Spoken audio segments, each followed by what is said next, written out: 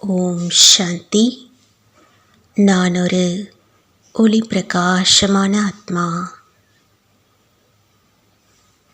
எனக்குள் அனைத்து தெய்வீக குணங்களும் நிரம்பியிருக்கின்றன. அமைதி, அன்பு, தூய்மை, ஆனந்தம், மகிழ்ச்சி, ஞானம், மேலும் சர்வ சக்திகளும் என்னுள் நிரம்பியிருக்கின்றது. நான் தன்னிறைவான ஆத்மா.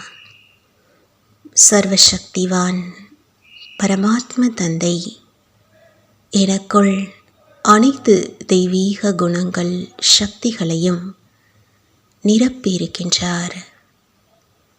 நான் என்னை நானே முழுமையாக உணர்கின்றேன். ஓம் சாந்தி.